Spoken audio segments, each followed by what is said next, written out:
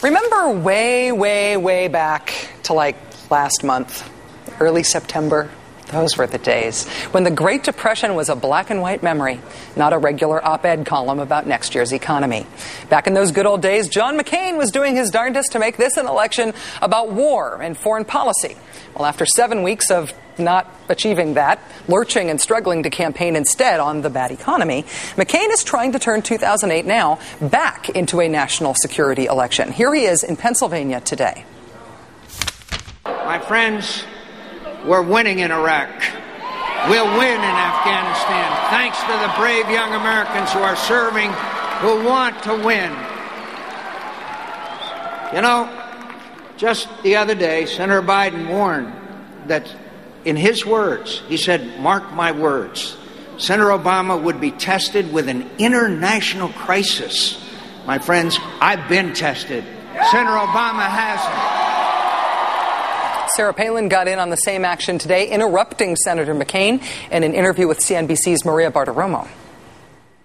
It wasn't just Joe Biden, though. That was confirmed by Madeleine Albright, too, saying, of course, he was stating fact that there would be that testing of someone who is inexperienced, not ready to lead, as Joe Biden had been telling us all along in the primaries, that Barack Obama is not ready to be commander-in-chief. Governor Palin has one thing right in that assertion. It's not just Joe Biden who believes an international crisis will likely confront the next president, whoever he is. The chairman of the Joint Chiefs of Staff, Admiral Michael Mullen, said of the transfer of power in Washington, quote, I think the enemy could well take advantage. Homeland Security Secretary Michael Chertoff says, quote, there's always a risk during a transition period. Some people will see it as a more opportune time to strike. And John McCain's travel buddy, Joe Lieberman, said exactly the same thing about McCain potentially getting elected. Our enemies will test the new president early. John McCain is ready to take the reins on January 20th, 2009. He doesn't need any training. Last week, McCain twisted Joe Biden's take on everyone else's basic understanding into an elect me or you'll die ad that aired in key battleground states. The unintentional hilarity, the way that ad all but satirizes fear-mongering, is, of course, offset by the actual fear-mongering. But now the McCain camp is getting more specific, but equally hilariously over-the-top and ridiculous, with a recycled ad that tries to scare up votes about Iran, literally. Obama says Iran is a tiny country, doesn't pose a serious threat. Terrorism, destroying Israel, those aren't serious threats. Obama, dangerously unprepared to be president. Scared about Iran? Does the feeling of being scared about Iran make you want to vote for the guy who sang Bomb Iran to the tune of a Beach Boys song?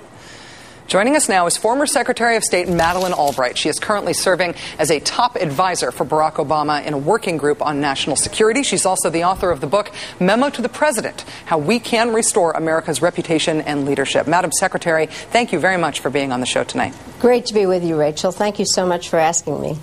Sarah Palin keeps talking about you a lot. In California a couple of weeks ago, she said this, and I got the quote to make sure I could say it exactly.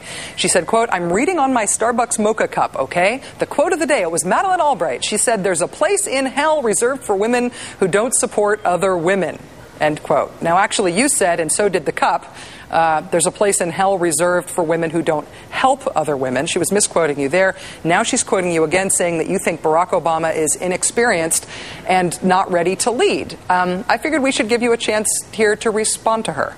Well, definitely a misquote. I can't believe it. I actually believe that Barack Obama is not only prepared, but the best possible person to be president at a time when things are so unsettled and America's reputation is in such bad shape because of the way he approaches issues, his wisdom, his judgment, his clarity, his desire to really know about all the aspects of a problem. I think we couldn't do better than to choose somebody that has that kind of a sense about the seriousness of the issues. And so I, yet again misquoted. What I said is that, and I say it in my book, Rachel, is that the next president can expect the unexpected.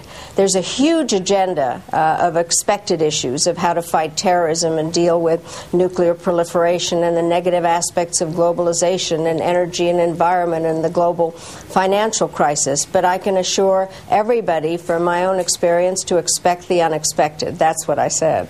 Is that, I guess that would be your response then to Senator Biden's comments about expecting the unexpected, expecting an early test for the president, similar comments made by Joe Lieberman and by others, including the chairman of the Joint Chiefs. It's not an unusual thing to assert that the next president, generically speaking, whoever it is, will probably be challenged soon after he is elected in a way that we can't anticipate exactly now. Is that how you feel about it? Is that what you think Joe Biden meant? Well, I do think that we just know that something unexpected happens. You know, for instance, in my book, which I tried very hard to keep up to date, I couldn't get the Russian invasion of Georgia in there. There are unexpected events that happen, and we need a president who can deal, who can multitask, who does not in any way panic, who really looks at the issues, summons advisors, makes considered decisions, and I believe that Barack Obama is that president.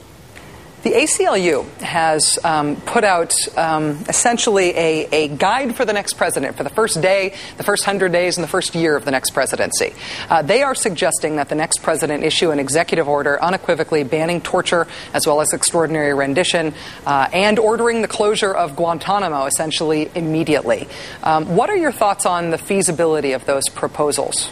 Well, I think they're all very important. I have said, and by the way, Rachel, all former secretaries of state, when we assembled about 3 weeks ago, said that we should close Guantanamo. I think that is an absolutely essential thing to do.